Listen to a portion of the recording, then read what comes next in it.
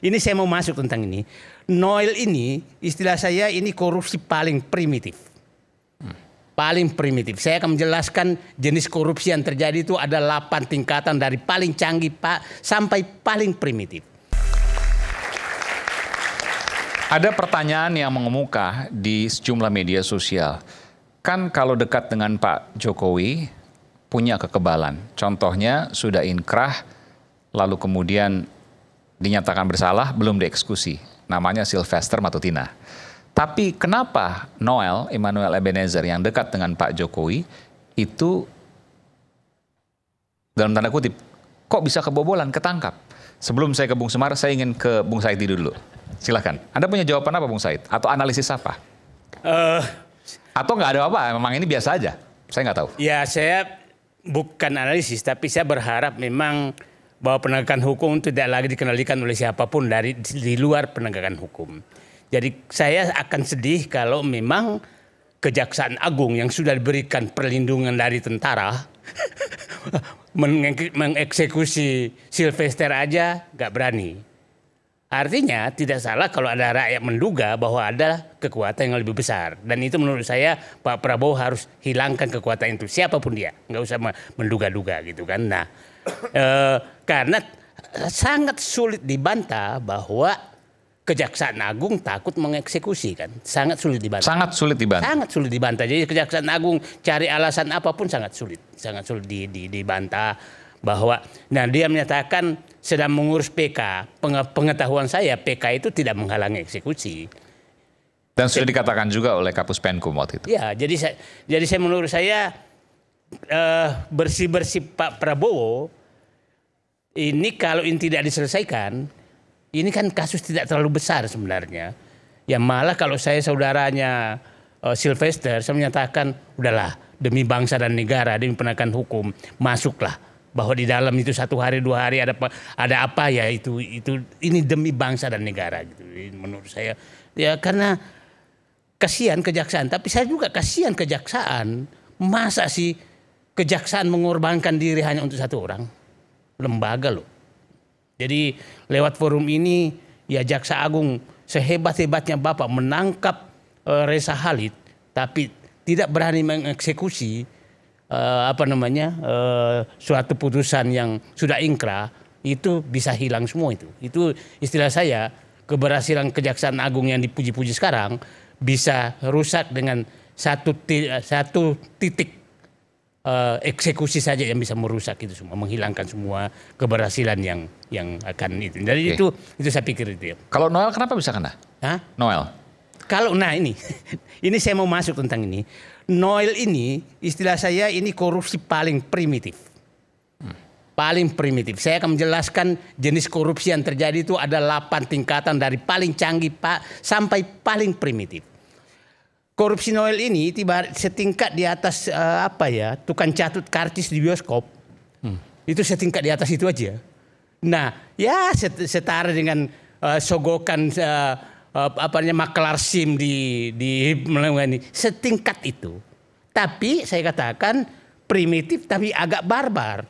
Karena yang ini kan rakyat yang lebih ya setingkat juga barbarnya dengan korupsi kuota haji lah itu loh.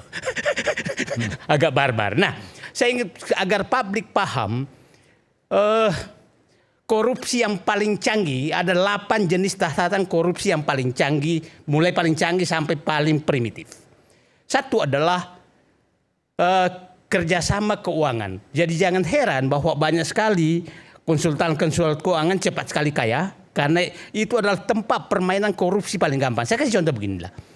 Umpamanya BUMN butuh modal dari luar. Maka berebutlah konsultan keuangan datang dengan berbagai tingkat suku bunga dan lain-lain.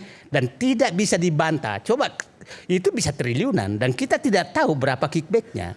Kita nggak pernah bisa tahu. Nah, kita tahu semua teman-teman yang agak kaya raya itu di Indonesia sebagian besar bergerak di situ.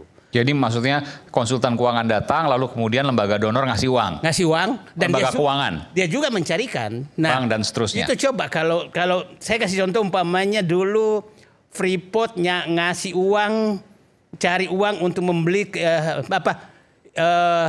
Inalum mencari uang untuk BUMN mencari uang untuk membeli saham Freeport dengan bunga 5,8%. Itu kan tergantung mainnya. Nah, itu banyak sekali terjadi di BUMN. Banyak sekali terjadi di BUMN adalah mencari modal seperti itu. Jadi nyari pinjaman, main di bunga. Main di bunga. Nah, di utang di Indonesia juga kita harus cermati. Coba bunga utang yang dibikin oleh Menteri Keuangan itu kan 6,8% sekarang. 6,8% per tahun. Nah, negara lain 2-3%. Negara-negara lain yang setara sama kita. Oke. Ya. Nggak ada yang di atas 6,8? Kita 6,8. Nggak ada yang di atas 6,8 negara lain? Nggak ada. Tidak ada? Tidak ada. Sepengetahuan saya. Nah, paling menarik kemarin tuh lelang utang untuk Kangaroo Bond, yaitu bermata buang Australia. Australia mengeluarkan utang itu bunganya selisihnya dengan kita itu 1% dengan mata uang yang sama. Nah, coba bayangkan, ini juga bisa sumber korupsi yang susah sekali dibuktikan. Saya katakan ini paling rumit, paling susah dibuktikan.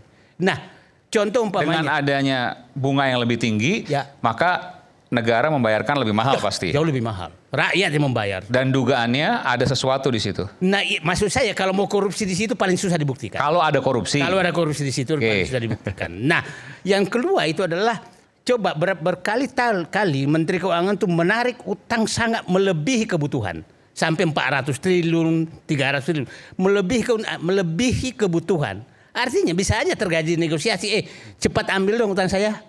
Uang saya kan lumayan 1 bulan di dalam, kalau 6% tinggi sekali. Nah, itu yang pertama. Yang kedua adalah sebelum pertama dulu ini karena bicara ini ada komentar nggak soal itu? Karena ini agak serius nih. Oke. Soal apa itu?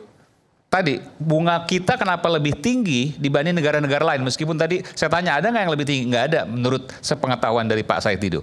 Artinya ada hal yang janggal di situ. Anda mau sampaikan sesuatu? Iya. Saya justru lebih tertarik pertanyaan. Enggak, yang ini, karena ini perlu diklarifikasi juga. Ya kalau untuk soal itu mungkin Bang Said Didu punya beberapa data ya yang tadi disampaikan. Ya mungkin saja juga begitu. Mungkin saja memang apalagi prakteknya Bang Didu kan juga pernah menjadi bagian dari pemerintahan gitu Aiman. Jadi bahwa memang yang tadi. Jadi Anda setuju bahwa patut dicurigai? Ya mungkin saja. Jadi kemungkinan itu kan mungkin saja. Jadi apa yang disampaikan ketika memang itu berbasiskan sesuatu yang informasi datanya, ya saya rasa juga ada kemungkinan itu bisa terjadi. Tapi bahwa memang ini akhirnya kalau bicara soal pelanggaran-pelanggaran kan larinya ke individu juga. Larinya kan orang per orang. Jadi tidak juga akhirnya kita bisa melihat bahwa satu rezim itu pasti sekian orang itu akan melakukan kesalahan dalam proses tindak pidana korupsi, kan tidak juga.